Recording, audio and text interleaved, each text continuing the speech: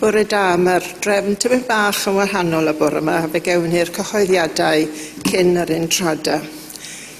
Gai groesawu ein pregethwr gwadd Richard, croeso Richard, a diolch am yr holl ydych chi'n neud ar technoleg yma hefyd. Glywes i rhywun yn galw Richard yn IT whiz kid y Tabernacle. Dydd Mawrth nesaf, dosbarth Beiblaidd am 10 o'r gloch, Dylan yn Tabernacle Porthcawl a hefyd ar Zoom. Ac am 11 bore coffi'r merched yn cael ei drefnu gyda Felicity ar Zoom. Croeso i chi ymuno yn y dosbarth Beiblaidd a'r grŵp merched.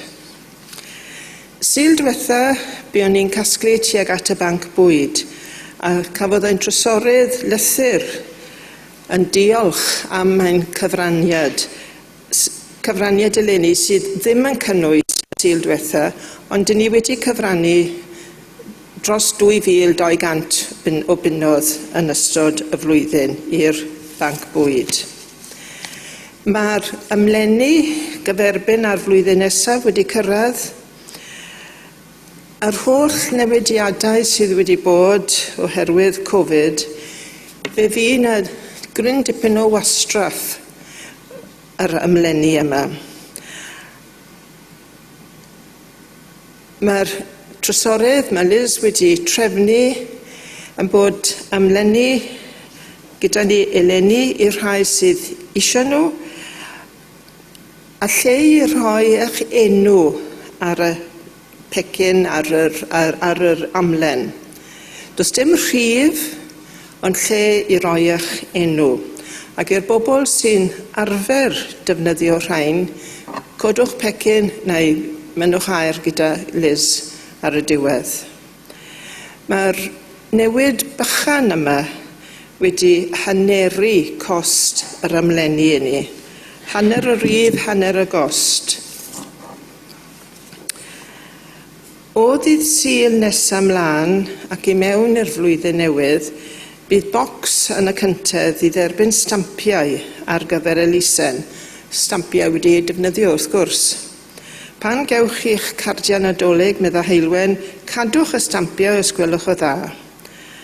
Ac i'r rhai sydd ddim yn dod i'r oedfa, yma yn y capel, mae'n siŵr y bydd modd eu trosglwyddo nhw rhyw ffordd i rywun sy'n dod na i fi, medda Heilwen. A mae'n diolch ymlaen llaw am stampiau a bocs yn barod iddyn nhw yn y cyntedd. Trefniadau'r Sul hyd ddiwedd y flwyddyn. Sul nesaf, oedfa fel arfer am 9:45 a'n gweinidog yn gwasanaethu.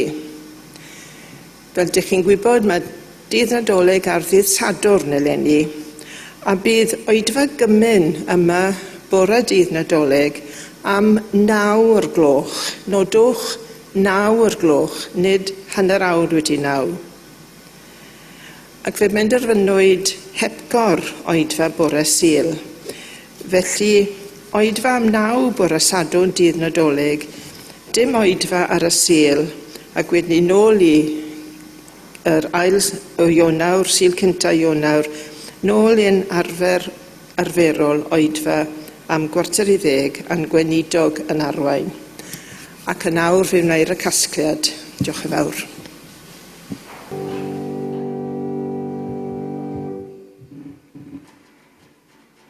Beth a roddaf iddo, rhwm a thlawd fy myd.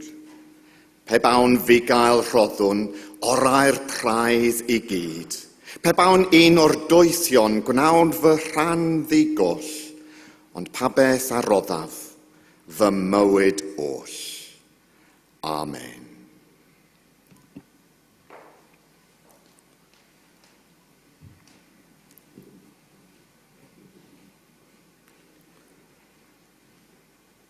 Fel un trada, dyn ni'n mynd i ganu y pennill cyntaf a'r pennill olaf 341.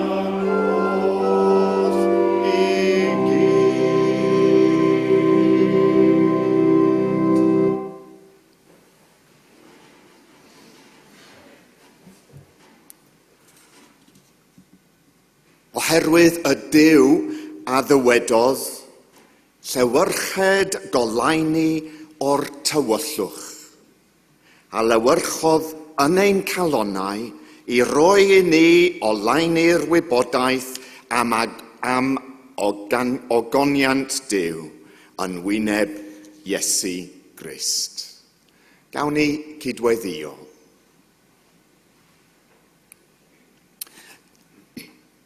Dyn ni'n diolch i ti, ein tad, am anfon dy fab, y mab sy'n goleuni o'r tywyllwch. Helpa ni sylweddoli ei fod o efo ni yn hywyllwch y byd heddiw, ei fod o yn llewyrchu yn ein calonnau ni. Helpa ni weld yn wyneb Crist dy ogoniant, dy ras a dy gariad di. Amen. Ein tad, yr hwn wyt yn y nefoedd, sancteiddiad dy enw, deled dy deyrnas, gwneler dy ewyllus, megis yn y nef, felly ar y ddeiar hefyd. Dyroi ni heddiw ein bara beunyddiol, a maddau ni ein dyledion, fel y maddaion ninnau un dyledwyr, ac nag arwain ni brofedigaeth, eithyr gwared ni rhag drwg, canis eiddo ti yw'r deyrnas, a'r nerth, a'r gogoniant, yn oes oesoedd. Amen. Emyn 479. Daeth Cristyn plith o llawen hawn a deud pawb ynghyd i'w dderbyn a'i gydnabod ef yn geidwad yr holl fyd. 479.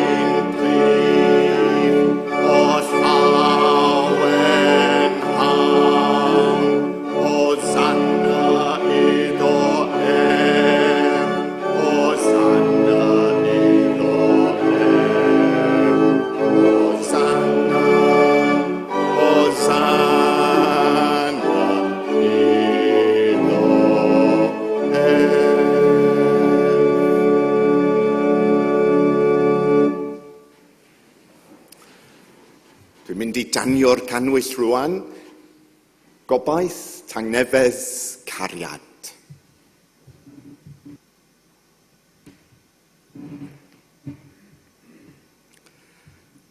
Ydy mae Duw wedi caru'r byd cymaint nes iddo roi ei unig fab mwyn i bwy bynnag sy'n credu ynddo beidio mynd i ddistryw ond cael bywyd tragwyddol. Dyma beth yw cariad. Dim y ffaith ein bod ni'n caru Duw, ond y ffaith ei fod wedi'n caru ni, ac anfon ei fab yn aberth oedd yn gwneud iawn am ein pechodau ni. Ffrindiau annwyl, os ydy Duw wedi'n caru ni gymaint â hyn, dylen ninnau hefyd garu ein gilydd. Duw, cariad yw. Gawn ni cydcanu. Emyn 447. Engil glân o frôr gogoniant hedant canant yn gytun. Clywch ei llawen gan uwch Bethlem. Heddiw ganwyd ceidwad dyn.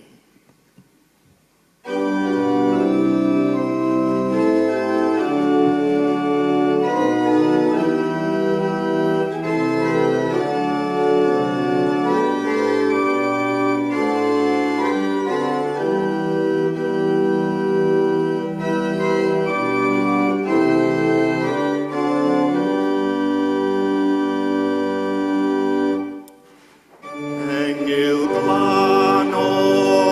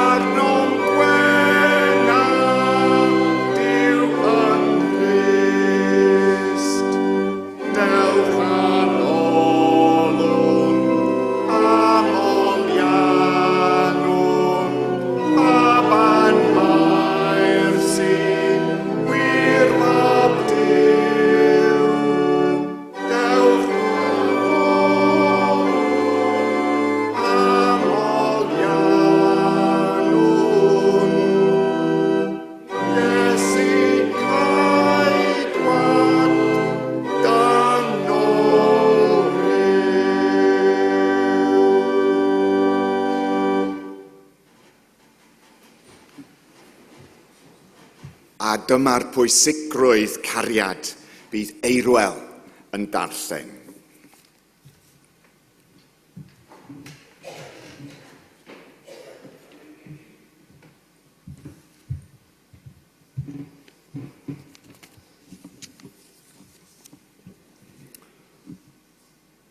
Daw'r darlleniad y bore yma o'r Efengyl yn ôl Mathew.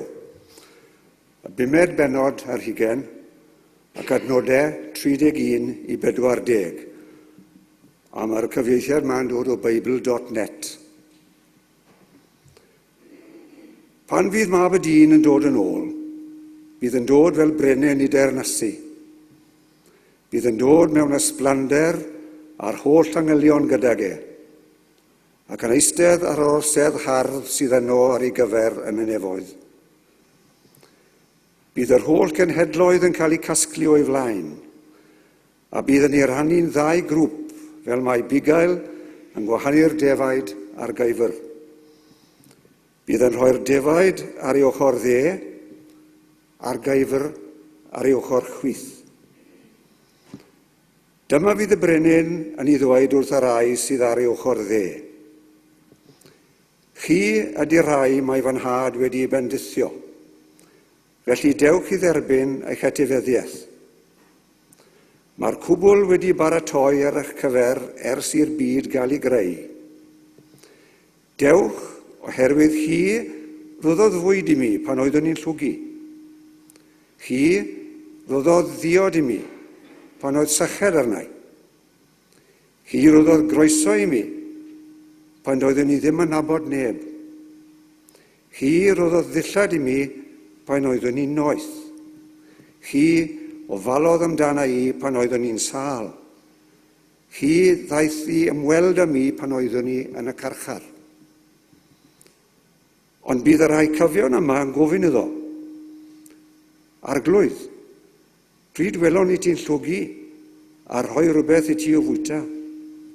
Na'n sychedig a rhoi diod i ti. Pryd maethon ni dy groesawu di pan oeddet ti'n nabod neb, neu rhoi dillad i ti pan oeddet ti'n noeth. Pryd welon ni ti'n sâl neu yn y carchar a mynd i'n weld â ti. A bydd y brenin yn ateb, credwch i fi, pan wnaethoch chi helpu'r person lleiaf pwysig sy'n perthyn i mi, gwnaethoch chi fy helpu i. Mae bendydd Duw ar y darllen a'r gwrando.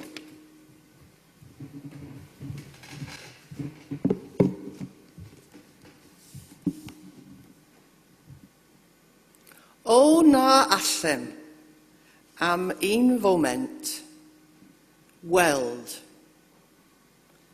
Nid dyfalu, nid cymryd naid mewn ffydd, ond gweld wyneb Duw yn ei holl ogoniant.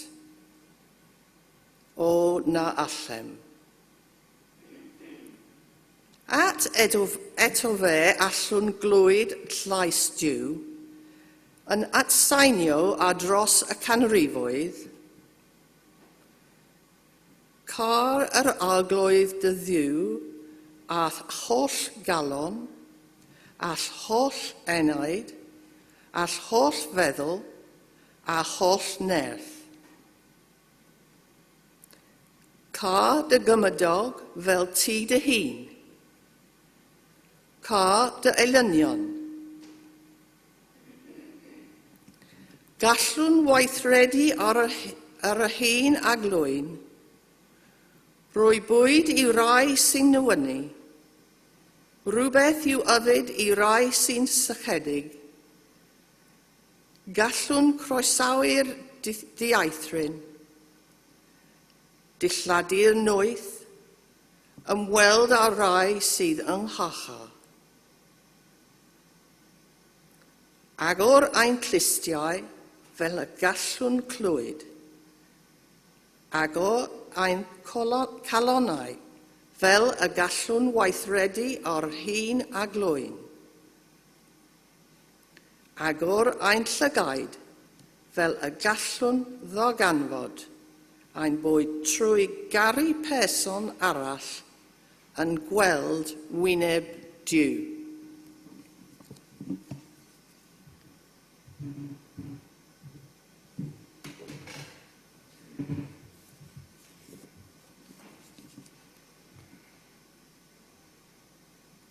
Gawn ni dwaid gyda'n gilydd Cân Mair, the Magnificat. Y mae fy enaid yn mawrygu yr arglwydd, a gorfoleddodd fy ysbryd yn niw, fy ngwaredwr, am iddo ystyried distadledd ei law forwyn, oherwydd wele o hyn allan fe'n gelwyr yn wynfedeg, gan yr holl genedlaethau, oherwydd gwnaeth yr hwn sydd nerthol bethau mawr i mi, a sanctaidd yw ei enw ef. Y mae ei drigaredd o genhedlaeth i genhedlaeth i'r rhai sydd yn ei ofni ef. Gwnaeth rymuster a'i fraich, gwasgarodd y rhai balch ei calon, tynnodd dywysogion oddi ar ei gorseddau, a dyrchafodd y rhai distadl, llwythodd y newynog a rhoddion, ac anfonodd y gyfoethiog ymaith yn waglaw. Cynhorthwyd ef Israel ei was, gan ddwyn i'w gof ei drigaredd, fel y llafarodd wrth ein hynefaid, ei drigaredd wrth Abraham a'i had yn dragywydd. Amen. Dyma emyn, dwi'n meddwl emyn newydd, dwi ddim yn hollol siŵr, ond ar dechrau canu, dechrau canmol di Sul dwytha. Emyn gan Cas Meirig. O mae fenaid un mawrygyr, arglwydd fy niw, fysbryd sydd yn gorfoleddu, arglwydd fy niw. Magnificat, wrth gwrs.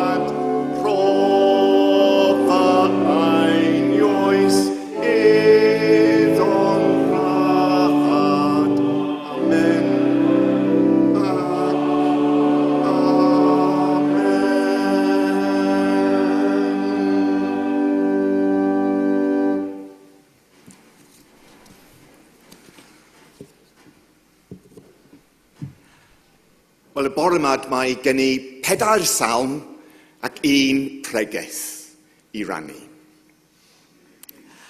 Ond nid allan o'r llyfr salmau yw'r salmau, ond allan o'r llyfr Lyc. Yr Efengyl Lyc 1 a 2 yn dechrau efo 4 salm. Salm Mair, Zecharias, yr Anghelion a Simeon. Pam tybed? Pam ydy Lyc yn dechrau stori'r Nadolig efo 4 salm?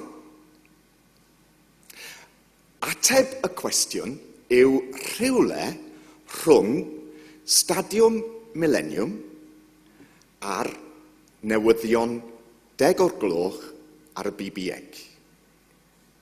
Bythefnos yn ôl, 2 wythnos yn ôl, dwi ddim yn siŵr, es i i'r Stadiwm Millennium. Mae'n well gen i mynd i'r Stadiwm Millennium i'r Stadiwm Principality. Dwi ddim yn hoffi'r Principality yno. Roedd Cymru yn chwarae yn erbyn Awstralia ac wrth gwrs roedd Lake ein wyr efo ni. Gollais i 2 beth. Gyntaf, ddaru golli y canu. Doedd na ddim canu ar wahân i'r anthem i ddechrau. Siom i fi. Ond, wel, dim ots. Peth arall roedd ni'n colli oedd esboniad. Dwi wedi sgwennu'r gair a dwi ddim yn medru ffindio'r gair rwan. Pwy ydy'r dynion? Sylwebydd, dyna fo.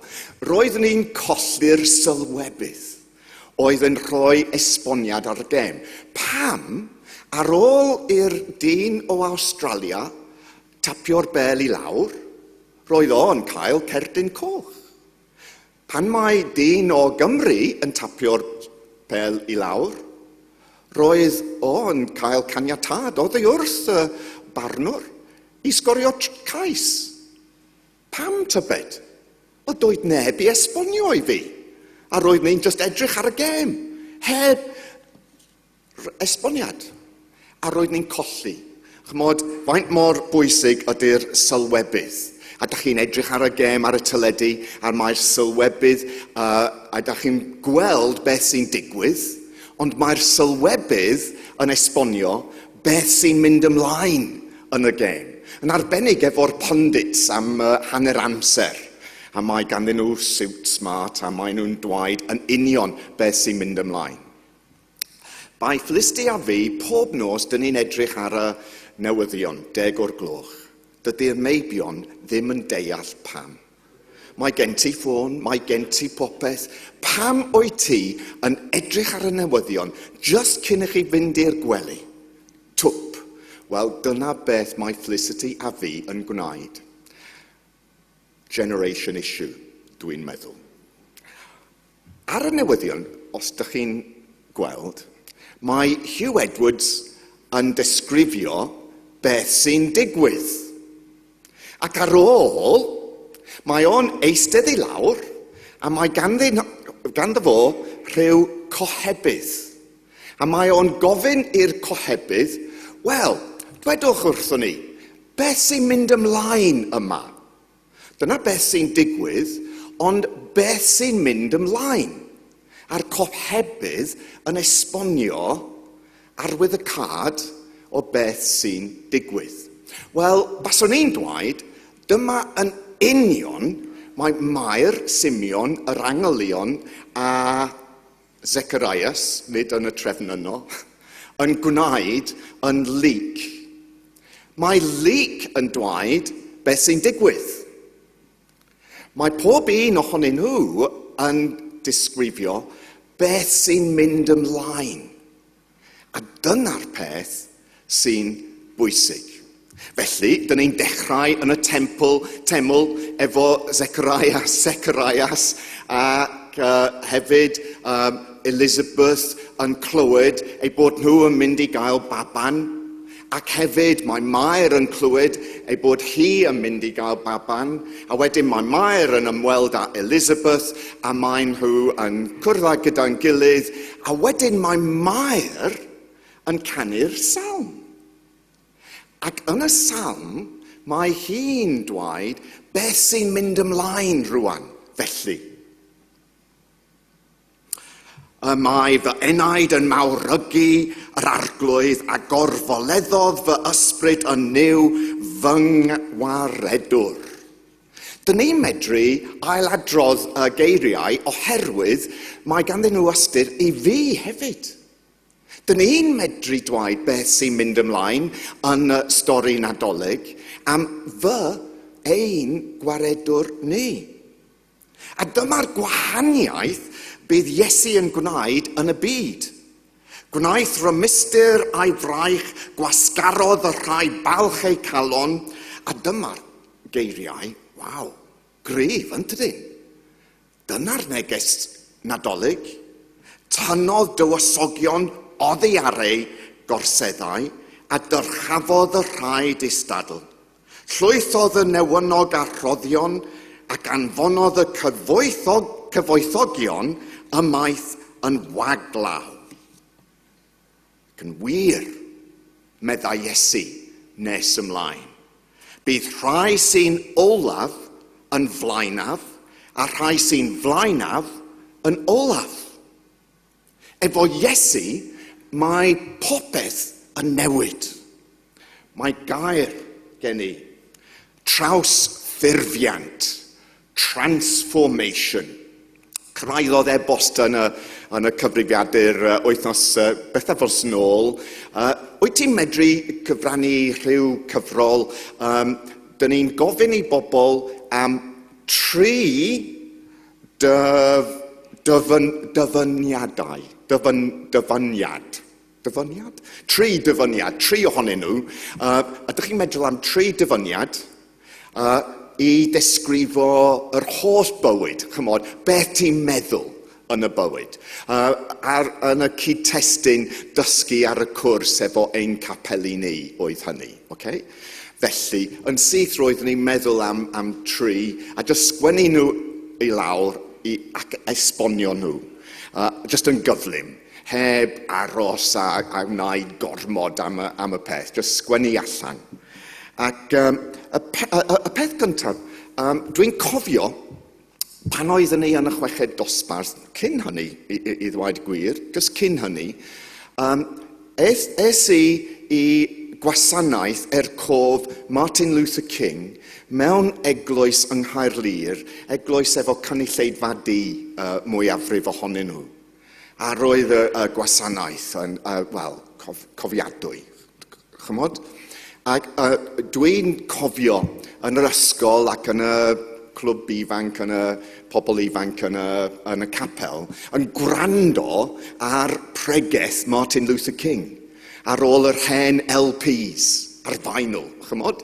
A roedd ni'n chwarae a gwrando ar rhai o'r pregeth. A pan oeddwn ni yn y coleg yn yr ail flwyddyn, brynais i casgliad o bregeth Martin Luther King. Yr ail yw pregeth ar Rhufeiniaid 12, adnod 2. Be di'r geiriau? A pheidiwch a chydymffurfio ar byd hwn, ond bydded i chwi gael eich trawsffurfio trwy adnewyddu eich meddwl. Dyna'r pregeth, testun y pregeth. A dyma geiriau Martin Luther King. Rhywbeth tebyg. What's needed now are transformed non-conformists. A dwi'n hoffi'r brawddeg. Transformed non-conformists. Roedd o'n meddwl wrth gwrs am rhyfel niwclear, ond rwan, dyn ni'n meddwl am rhyfel niwclear ac am yr hinsawdd. A dyna beth mae o'n dweud yn y pregeth. Our planet teeters on the brink of annihilation. Dangerous passions of pride, hatred, and selfishness are enthroned in our lives. Truth lies prostrate. Sorry, I'll read that again. That's a certain age as well. Sorry, no, I shouldn't say that. Truth lies prostrate on the rugged hills of nameless Calvaries. The saving of our world from pending doom will come not through the complacent adjustment of the conforming majority, but through the creative maladjustment of a non-conforming minority. Wow, geiriau da yn tydyn. Wedyn, dyma'r baban Elizabeth yn cyrraedd ac yn cael ei enw Ioan. Dyna beth sy'n digwydd nesaf. Ond beth sy'n mynd ymlaen efo'r Ioan hwn sy'n arwain at Iesu? Dyma'r ail salm, Salm Zecharias.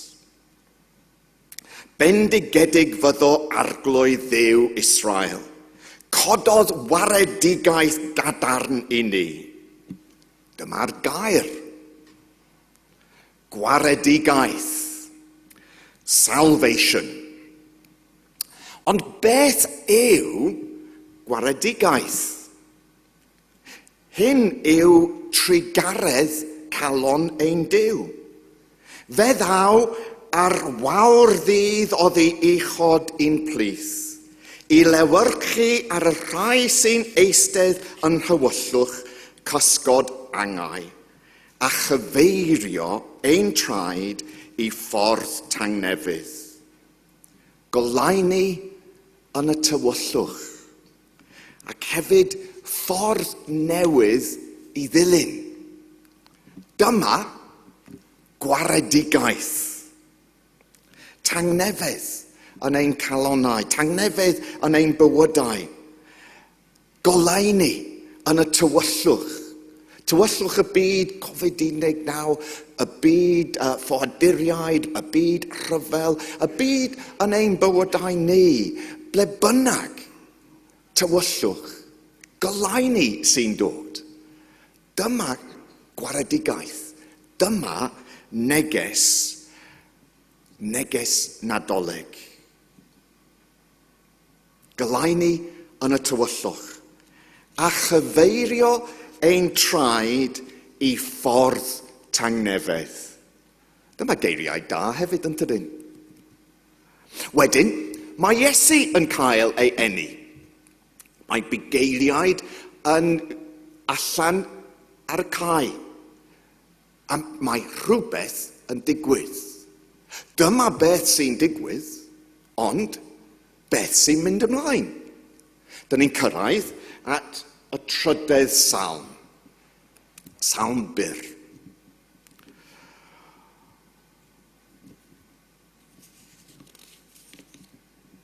Gogoniant yn y goruchaf I Dduw, ac ar y ddeiar tangnefydd, ymolchith pobl ewyllus da. Dyma'r gair, tangnefydd. Ar y Saesneg dwi'n hoffi'r gair hefyd, reconciliation, cymod. Dyna'r ystyr tangnefydd mewn ffordd yn tydi.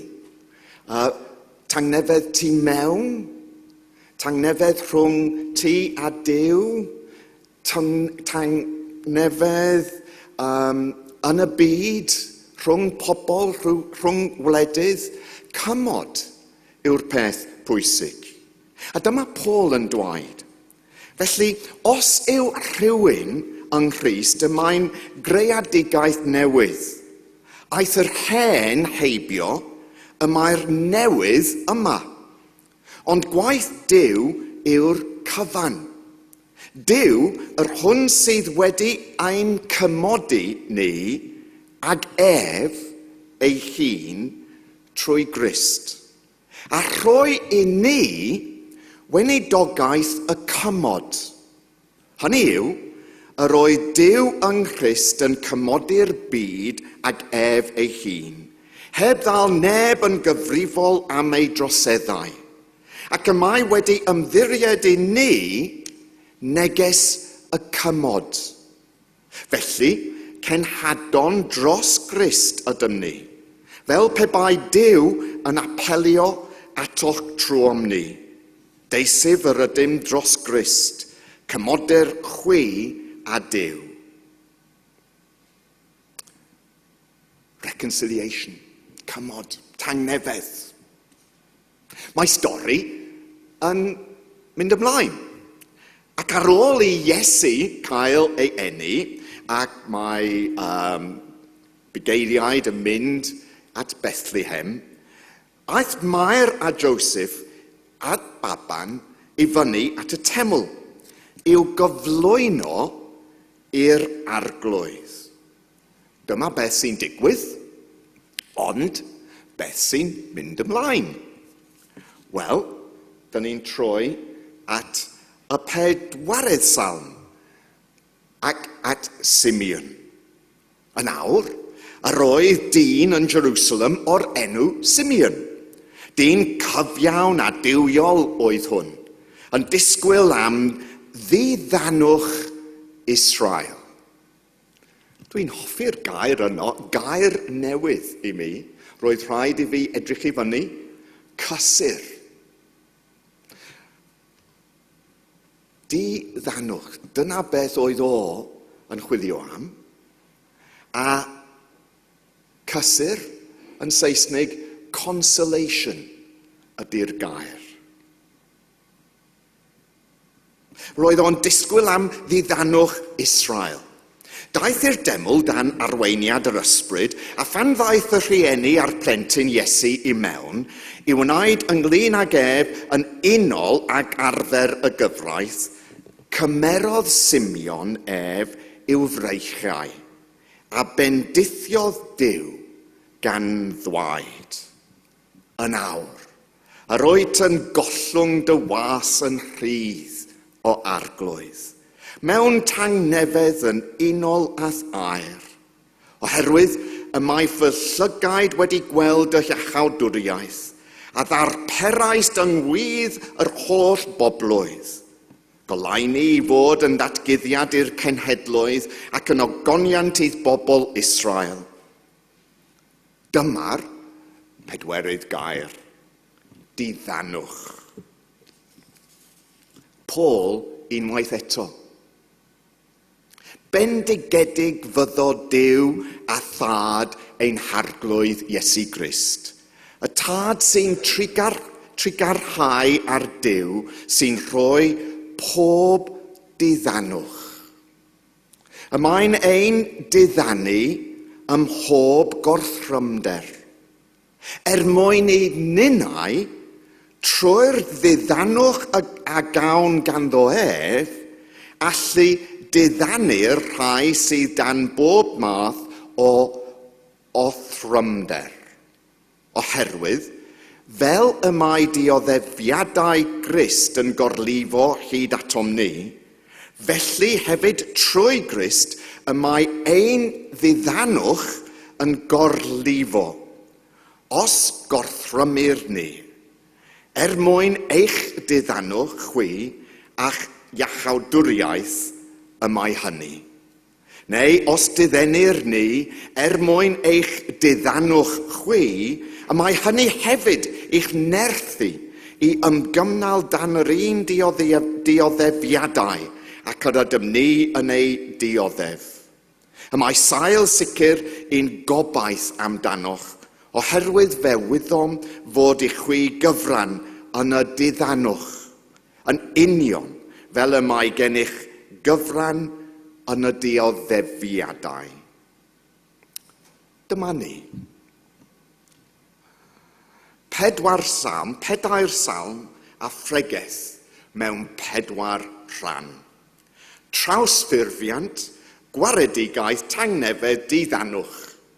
Transformation, salvation, consolation, reconciliation and consolation. Dyma'r neges Nadolig. Ond y wir, mae na bregeth yn Lig 2 hefyd. A pregethwr cyntaf Nadolig yw pregeth wraig gyntaf Nadolig. Oherwydd roedd na proffwyd neu proffwydes yn Jerusalem ar y pryd. Beth oedd yn digwydd felly? A roedd proffwydes hefyd Anna, merch Ffaniel o Lwyth Aser. A roedd hon yn oedrannus iawn, wedi byw 7 mlynedd gyda'i gŵr ar ôl priodi, ac wedi parhau'n weddw nes ei bod yn awr yn 24 oed. Ni byddai byth yn abadael ar deml, ond yn addoli gan ymprydio a gweddio ddydd a nos. Ar awr honno, safodd hi gerllaw amoli Duw, a llefaru am y plentyn, llefaru am Iesu, wrth bawb oedd yn disgwyl rhyddhad Jerusalem. Dyma ein cyfrifioldeb ni amser Nadolig hefyd, i lefaru am Iesu. I sôn am Iesu, am bobl arall. Dyma'r neges Nadolig. Ond pwy yw Iesu? Dyma quotation arall ar ôl yr e-bost. Oddi wrth pregeth olaf fy nhad. I cannot give up on the love of the lover of souls, medda fo. A roedd o'n gorffen, a roedd pregeth olaf hefyd, oherwydd bu farw o 2 fis nes ymlaen. Christ is not a concept for theologians to seek agreement on. Christ is not an idea for philosophers to fit into systems of thought. Christ is not a past for historians to fix into periods which become outdated. Jesus Christ is Lord. He is the living presence who comes alongside us. He is the companion for all the journey. And if I travel with fear of what I might find on arrival, he says, I go before you and will meet you there.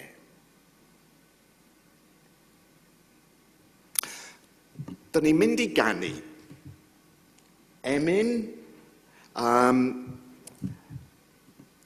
o Iona, a bydd Mair yn chwarae'r pennill i gyd i ddechrau, heb canu, ac pan mae hi'n gorffen, dyn ni'n medru sefyll a chanu gyda'n gilydd. Ond yn gyntaf, jyst i wrando ar y tôn efo'r geiriau ar y sgrin hefyd, heb ganu. Diolch Mair.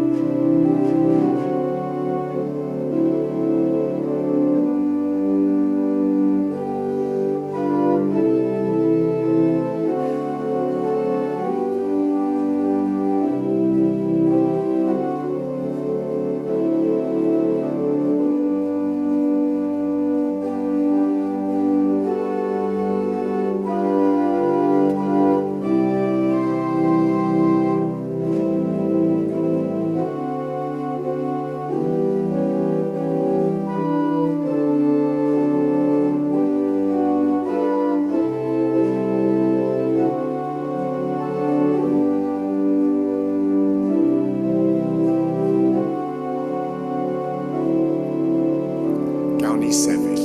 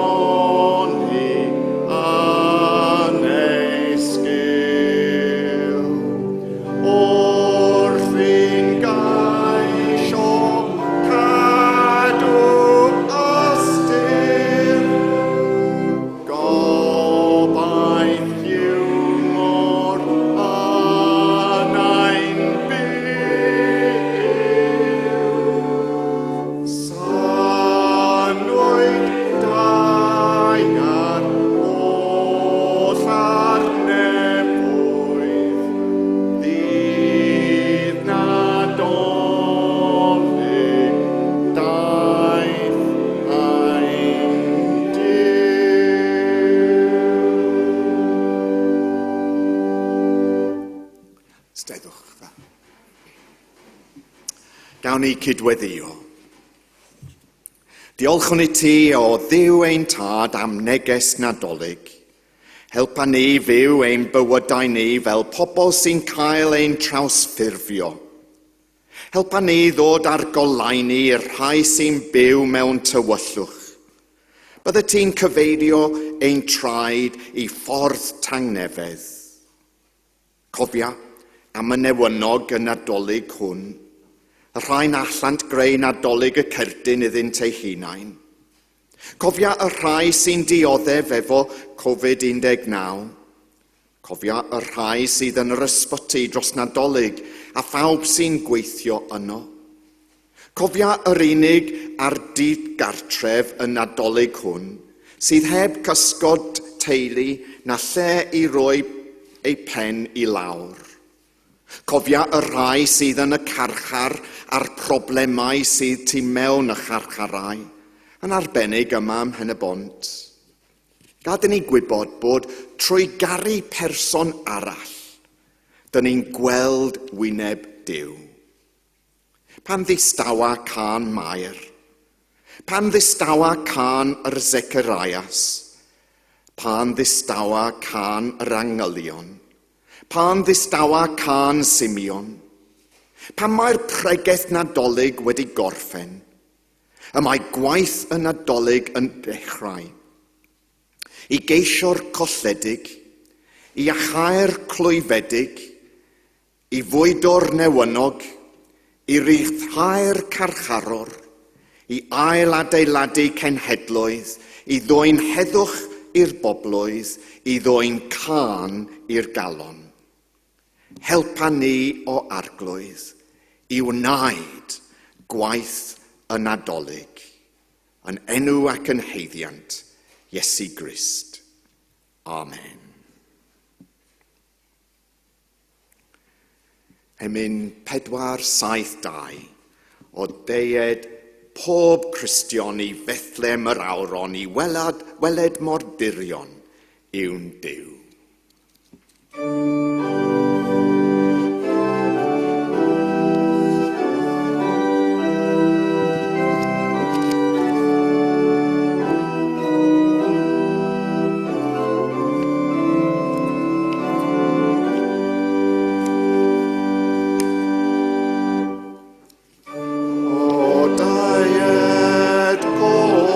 Christian i Bethlehem.